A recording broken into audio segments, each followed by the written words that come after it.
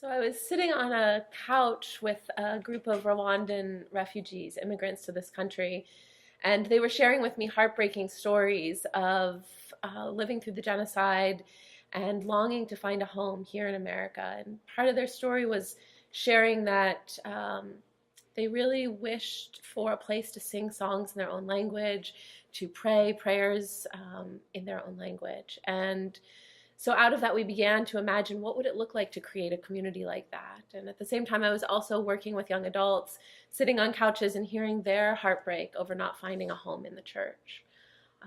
And so this work began to come together in that way. Similarly, as a young adult, I was having trouble feeling like there was a place for me in the church that I could bring my whole self, also as an artist. And so there was a feeling that if I wanted to bring art into the church, into worship, that it had to be kind of like watered down in some way. And so last year I was working at a coffee shop and was bored.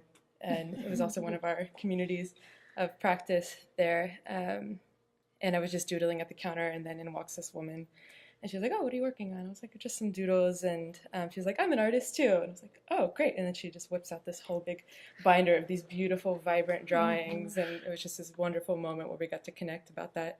And so we formed a relationship. And a little while into it, she asked she told me she was going to be doing these art camps. Art is a spiritual connection with youngsters, like 8 to 12-year-olds. And I was like, yes, this is what I want to do.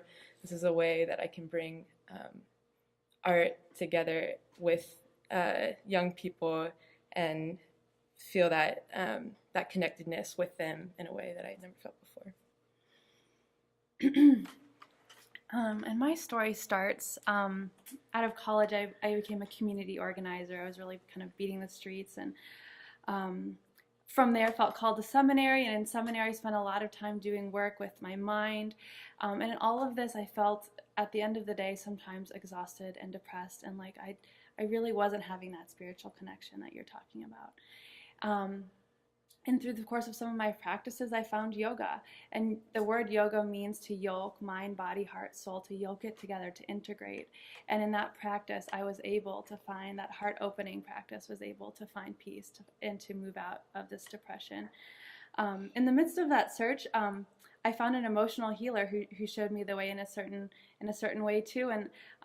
And I showed up to this, her name is Andrea, my name is Andrea. I showed up to her office and we saw each other from across the room, and it was like love at first sight. We became instant friends, and we had similar passions. We had very similar stories, and we became friends. We lived together, we were roommates, and we always desired to kind of co-create together. We saw ourselves on parallel paths, and we wanted to bring those together.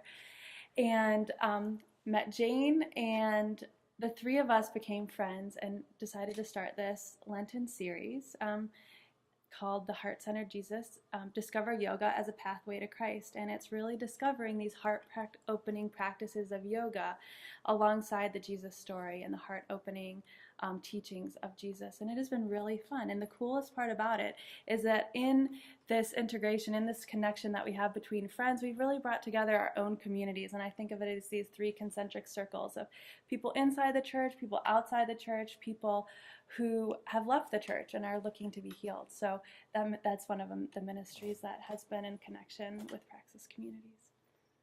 And what's so exciting about the work of these new communities, these are a spiritual connection and yoga and intentional communities that we've been fostering, is that we've been able to begin to say, how can we work together? How can we support each other in this creative work? And at one point, several of our intentional communities were on retreat together, and our bishop was with us. And the young adults in these communities were sharing their woundedness with the church, their sense that they didn't fit and couldn't find a way to be in the church. And our bishop looked at them with this kind of tenderness, this longing, a kind of humility, and said to them, can I be your bishop? Can I love you? Can I be in relationship with you? And they said yes. And out of that came this creation of Praxis Communities, this network of these communities doing work together and being God's people in this place. And I came kind of late to this work, but I really feel like the groundwork that all of you did, the kind of building of soil, the loam, has helped anything that I or anyone else wants to do, because we now know there's this very fertile soil to do it in. I came to do campus ministries, and particularly at OSU, where things, there weren't really very active ministries aimed at campus, at the parish right by campus at OSU. And an engineering professor suggested that we turn part of the church into an art gallery, and we contacted the art department, and within 12 hours of us calling, all these artists were saying, yes, we need someplace to show. And it really was kind of repeating the bishop's question, and instead saying to our community, to the world around us, can we be your church? Mm-hmm. With that same vulnerability, that same really not knowing the answer and not thinking we had any right to do this, but just desiring it and hoping that they would desire it too. And now after a year, it's been building in this wonderful way where people who have become involved are adding to it and adding to the vision and changing the vision. And all of it is because we've found a way across the diocese to be in community together and figure out the best ways, the best practices of being in community together.